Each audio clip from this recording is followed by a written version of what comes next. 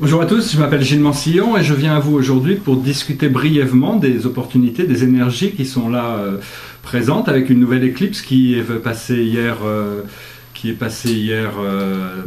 Notre planète est passée entre la Lune et la Terre, et donc ça permet de libérer des anciennes énergies. Et puis bon, nous arrivons sur les fêtes de Pâques, et donc les fêtes de Pâques, c'est avant tout la célébration de la crucifixion et de la résurrection du Christ. Alors bon, le Christ, certaines personnes ont quelques idées sur sa nature, mais bon, enfin à travers les religions, mais c'est pas ce que j'appelais Joshua, Jésus, le Christ.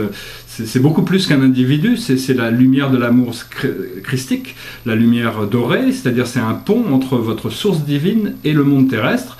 Et donc c'est cette bien-aimée personnalité qu'on appelle Jésus, Joshua, Sananda, selon les endroits, ou le Christ Michael.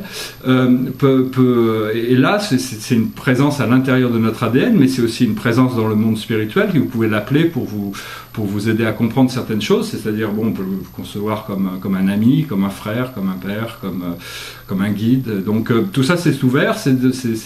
Donc ce sont des énergies qui sont justement là pour nous apprendre à laisser, parce que bon, quand on a besoin de montrer dans le monde spirituel, on a besoin de mourir de quelque part, notre conscience terrestre a besoin de mourir pour renaître dans le monde spirituel en tant que conscience éternelle.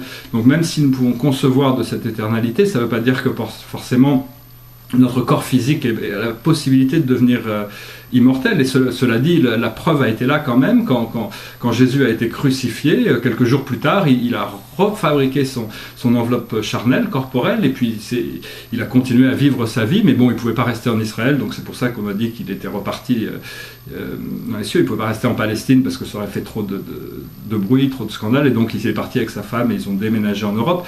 Tout ça, c'est une histoire qu'on apprendra plus tard, mais bon, ce qu'il faut, le plus important de savoir, c'est que nous sommes tous connectés à cette énergie du Christ. C'est vraiment l'énergie qui est là pour nous supporter dans ce pardon inconditionnel, dans cet amour inconditionnel.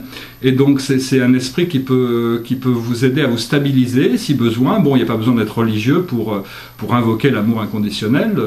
Et donc c'est vraiment, il faut y aller tout en douceur, il faut essayer de s'ajuster à ce que la vie nous apprend, parce que quand on cherche à montrer un petit peu, expliquer des enseignements spirituels, tout le monde n'est pas au même niveau, donc certaines choses peuvent être très efficaces pour certaines personnes qui ont le niveau pour ça, et puis ces mêmes choses pourraient être détrimentales à quelqu'un qui n'a pas le niveau. Donc il faut dire qu'il n'y a pas de bien ou de mal, ça dépend du moment, et donc c'est très important de rester en contact avec votre présence, avec votre intelligence dans le moment présent, dans chaque moment présent, pour écouter, pour sentir, pour ressentir et pour suivre votre intuition selon comment vous êtes guidé, pour avancer vers votre prochaine étape, parce que votre conscience interne est quelque peu plus importante que toutes les réflexions, bien que l'univers soit un miroir très puissant. C'est vraiment le but du miroir, c'est vous construire une spiritualité intérieure qui vous permet justement de vous élever dans les autres dimensions.